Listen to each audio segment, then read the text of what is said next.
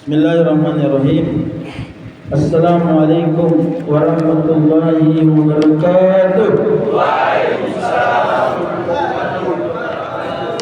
Alhamdulillahilladzi hadana li hadza wa ma kunna linahtadiya laula an hadana Allah.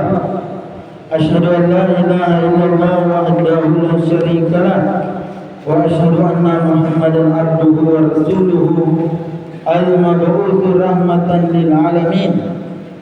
Amma ba'du. Faqad qala Allah ta'ala fil Qur'anil Karim, a'udzu billahi minasy syaithanir rajim. Ya ayyuhalladzina amanu kutiba 'alaikumus shiyam kama kutiba 'alal ladzina min qablikum la'allakum tattaqun. Shadaqallahul azim. Wa qala an-nabiy sallallahu alaihi wasallam, man sama ramadanan imanan wa ihtisaban ghufira lahu ma taqaddama min dhanbi, atau kama qala Rasulullah sallallahu alaihi wasallam, Rabbi adkhilni mudkhala sidq wa akhrijni mukhraja sidq waj'al li min ladunka sultanan nasira. Allahumma zayyinna bi zinatil iman waj'alna hudatan muhtadin. Allahumma barik lana fi Sya'ban wa barik lana fi Ramadan. Allahumma amin. Hadirin wal hadirat, pertama-tama yang kita hormati pembina kita di masjid ini, Bapak Ilham, dan seluruh petugas yang piket jaga, dan saya hormati anak magang yang beberapa jumlahnya, dan juga kalau tidak salah ada mahasiswa dan seluruh sahabat ya sahibai sijni, teman sepenjaraku yang semoga kita semua dirahmati, diberkahi dan diberi keselamatan oleh Allah Subhanahu wa taala. Alhamdulillah, kita bersyukur kepada Allah, Dia yang memberikan kita nikmat sehat. Pada saat yang sama ada orang di rumah sakit, diimpus, diketeter, terbaring di bangsal, mengeluarkan banyak uang, waktu, satu di harapannya apa? Ingin sehat seperti kita. Karena itulah kita mensyukuri nikmat Allah yang kasih kesehatan yang nilainya sangat berharga, bahkan seluruh harta kita itu tidak sebanding dengan kesehatan. Ada orang mengeluarkan uang miliaran berobat ke luar negeri hanya ingin sehat. Kita nakasih Allah kesehatan. Karena itulah kita bersyukur kepada Dia. Yang kedua, Allah kasih iman yang sangat mahal harganya. La ilaha illallah yang kita ikrarkan setiap salat 5 waktu adalah aset yang paling berharga bagi kita miliki. Dengan itu selamat kita dari siksa kubur dan selamat kita nanti di azab api neraka. Dengan syarat iman itu dibuktikan dengan apa? Wa amilus salihat. Karena kalau cuma mengatakan la ilaha illallah lantas tidak ada wa amilus salihat, maka tidak cukup. Makanya dalam Al-Quran disebut rugi semua manusia. Innal insana lafi khusr. Semuanya rugi. Yang di dalam lapas rugi, di luar lapas rugi. Yang napi rugi, yang mantan napi rugi. Yang tidak rugi itu pertama beriman kepada Allah. Illal ladzina amanu. Tapi iman ini tidak cukup, sahabatku rahimakumullah. Harus ada bukti. Kalau orang mengaku bahwa saya pegawai, dia mengatakan pegawai mulutnya, tapi tidak pernah dilihat dia berpakaian kopri, berpakaian pegawai, pergi kerja di suatu kantor. Berarti dia tidak ada bukti bahwa dia dapat dilihat. Sama dengan iman, mengatakan Allah Tuhanku, tapi tidak pernah dia sujud kepada Allah, berarti dia belum beriman sepenuhnya. Makanya salat, puasa adalah bukti kita beriman kepada Allah, kita kerjakan terus. Tapi itu tidak cukup, sahabatku rahimakumullah. Kalau hanya beriman kepada Allah bisa lepas iman tak. Hari ini beriman ki, besok tidak. Tahun ini beriman ki kepada Allah, tahun depan boleh jadi tidak. Mana buktinya? Banyak. Ada adiknya Buya Hamka, namanya Buya Auka. Buya Auka, adiknya ulama, bapaknya ulama. Buya Hamka ulama. Tapi ini Buya Auka namanya, Abdul Wadud. Dia tergoda perempuan barat. Dia mengatakan, kau menikah sama saya, kita rujuk kembali menikah sama saya, tapi dengan syarat engkau tidak mengucapkan lagi la ilaha illallah. Apa yang terjadi? Buya Auka terpengaruh dan dia melepas la ilaha illallah dan dia pergi di Amerika, dan di situ dia mengikuti pasangannya, dan di sana dia meninggal. Hilanglah iman itu. Makanya kalau supaya iman tidak hilang dan supaya amal saleh ini, amal saleh juga bisa berhenti kerjakan. Salat hari ini, besok tidak. Makanya ada setelahnya. Apa itu? Wa tawassaw bil haqqi wa tawassaw bis sabr. Saling menasihati. Tidak boleh karena masuk ke penjara berhenti ke salat. Wih, bataiku kau sembahyang, kenapa masuk penjara? Tidak boleh. Salat itu senang, susah, harus ke salat. Iya. Kaya ki miskin harus ki salat. Pejabat ki rakyat harus ki salat. Karena disitulah Allah nilai, oh ini hambaku betul-betul. Betul-betul dia taat kepadaku, ku kasih dia rezeki. Tetap dia salat.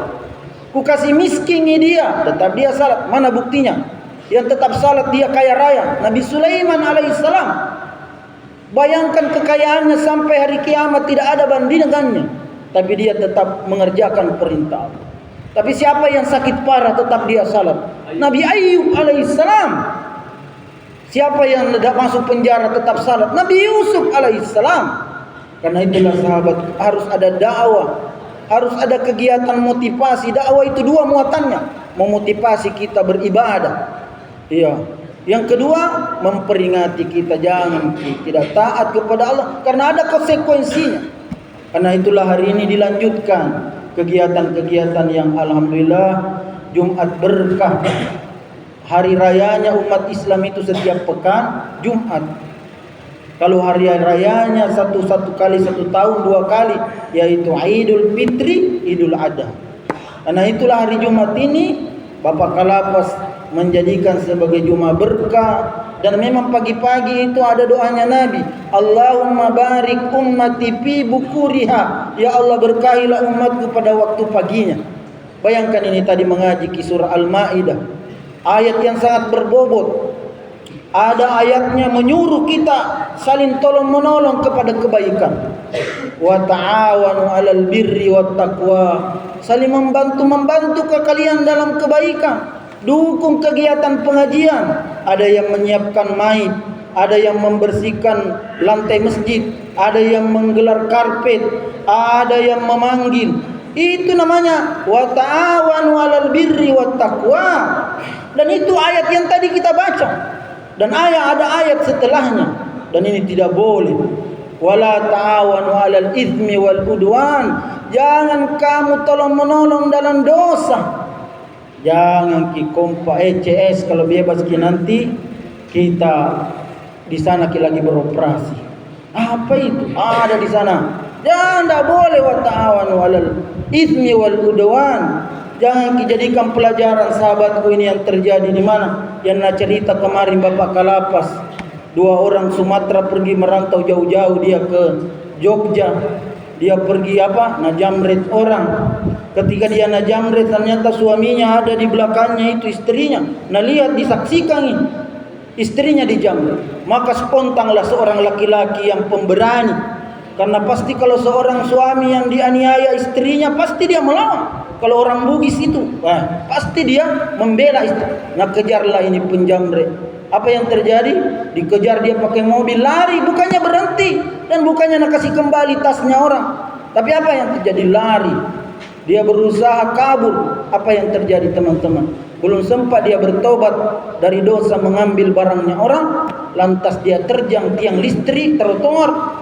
Dua-duanya terhempas, pecah kepalanya. Dia mati dalam keadaan su'ul khotimah. Ya Allah, jangan ada di antara kami su'ul khotimah di masjid ini. Kalau ada sahabat di sini masuk di sini karena 362, 363, saya mohon berhenti. Tidak ada orang jago sahabatku rahimakumullah. Lapas ini sudah mencatat orang-orang yang sukses berhasil berubah. Tapi juga lapas ini ada juga yang dia tidak mendengar nasihat. Tapi di mana dia sekarang? Sudah berkalang tanah, sudah tidak ada di muka bumi, dan dia sekarang dia menjerit. Di bawah kubur dia sebut apa ayatnya orang yang ingin kembali. Rabbana, ya, sami'na farji'na na'mal, kasih kembali kak kodon di maros di dunia. Ternyata dosaku dulu suka bawa tali, suka tarik tali ujungnya pengen kerbau. Iya. Ternyata saya dihukum sekarang. Karena itu sahabatku, masih ada kesempatan berubah. Saya juga sebagai mantan nabi sudah meninggalkan dosa-dosa yang masa lalu. Karena itulah saya bersemangat berdakwah di sini. Karena saya tidak mau kalau Allah tadi nanti takdirkan kau masuk surga, tidak mau kau sendiri. Iya, dan saya kuajaki dengan taat kepada Allah Subhanahu wa taala. Hari ini ku wajaki masuk surga. Apa itu masuk surga? Yaitu berpuasa. Orang yang berpuasa, kata Nabi, diampuni dosanya. Ini makanya judulnya, berpuasalah di bulan Ramadan agar dosa saudara diampuni Allah Subhanahu wa taala. Dalilnya tadi saya bahas, man sama Ramadan, siapa yang berpuasa di bulan Ramadan, ya, imanan wa ihtisaban, dengan motif iman dan mengharap pahala dari Allah, ghufira lahu ma taqaddama min dzambi, diampuni dosanya yang telah lalu. Masya Allah. Tidak ada yang tidak ada dosanya di dunia ini. Hanya Nabi Muhammad itu yang tidak berdosa, maksum. Tapi selain Nabi Muhammad, semuanya melakukan dosa. Buktinya Nabi Musa 338, buktinya mengkhianati amanah. Iya. Kalau sekarang itu kena pasal tipikor. Siapa dia? Ya, Nabi Yunus alaihi salam. Dia juga melakukan dosa. Tapi mereka dimaafkan oleh Allah Subhanahu wa taala. Karena itu sahabatku rahimakumullah, ibadah yang hanya satu kali 1 tahun datang ini, bersungguh-sungguh nanti berpuasa. Dan dalilnya, ya ayyuhalladzina amanu, wahai orang-orang yang beriman. Kita semua nak panggil Allah. Diwajibkan atas kamu berpuasa. Apa itu berpuasa? Menahan diri. Apa yang ditahan? Ada air minum di siang hari, ada makanan di siang hari. Kalau di luar ada pasangan kita di siang hari, tapi kita tidak meminum minuman ini, kita tidak memakan makanan ini, dan kita tidak menyentuh istri kita di siang hari, dipersembahkan hal tersebut kepada Allah Subhanahu wa taala. Jadi orang yang berpuasa, dia punya pengendalian diri. Apa pengendalian diri? Mengendalikan dirinya. Yang halal saja tidak mau minum. Jadi kalau bebas nanti ada tawari dia apa sakko, ada tawari dia beras Malaysia, ada tawari dia kristal putih, ada tawari dia balok kaci, ada tawari dia bir bintang topi miring. Bilang tidak. Sudah mah dididik di lapas Naros, puasa kak 1 bulan penuh. Ada air minum di kamarku, halal itu air minum, tapi saya tidak mau meminumnya. Kupersembahkan haus itu kepada Allah Subhanahu wa taala. Ada makanan di siang hari, ada makanan di kamarku, tapi saya tidak mau memakannya. Kupersembahkan lapar itu kepada Allah. Sementara yang kau sodorkan itu minuman keras yang disebut di dalam Al-Quran adalah najis dan min amali syaitan. Yang sodorkan itu sako-sako, itu najis dan perbuatan syaitan, kata Allah, min amali syaitan. Tidak mau, tidak mau. Sudah tahu miku rasa, mudah-mudahan Allah merubah saya. Maka dari itu sahabatku, orang yang berpuasa punya sifat pengendalian diri yang kuat. Karena halal saja tidak mau dia minum, yang halal saja tidak mau dia makan. Halal istrinya di siang hari, iya, tidak mau dia sentuh. Jadi kalau pergi keluar kota, biasa itu keluar kota menginap di wisma, di hotel, ada malam-malam ketok-ketok. Buka pintu, bang, pijat bang. Wih, apa itu? Buka pintu, pijat bang. Wih, lihat dari bawah. Wih, celah, roknya pendek sekali. Pijat apa? Ya, melayani pijat bang, pijat plus. Apa yang terjadi dengan orang yang sudah belajar puasa? Bilang, aku kasih tahu kau nak, istriku lebih cantik nak kau. Dia 1 bulan kutahan diriku di siang hari tidak kusentuh. Sementara kau dengan saya tidak diikat dengan pernikahan. Saya tidak mau menyentuhmu karena saya sudah dididik 1 bulan penuh. Jadi orang yang berpuasa bisa kendalikan mulutnya masuk makanan minuman, nak kendalikan, dan bisa nak kendalikan di antara pahanya karena dia tidak mau salurkan kepada bukan yang halal. Nabi bersabda, man habiza ma baina pukmaihi, siapa yang bisa mengendalikan di antara 2 bibirnya, maksudnya mulutnya, dan dia mengendalikan wa parjahu wa baina parjahu, antara parasnya kehormatannya, dakhalal jannah, dia masuk surga. Bayangkan ini pendidikannya puasa, sahabat. Sehingga itulah tidak cukup 11 hari atau 12 hari mami. Sengaja saya bahas ini supaya teman-teman di sini punya semangat. Kalau tahun 2024, 2025, 2023 ada mungkin tidak puasa, bahkan kalah semua, saatnya kita tinggalkan itu. Mau puasa. Dan ketahuilah sahabat,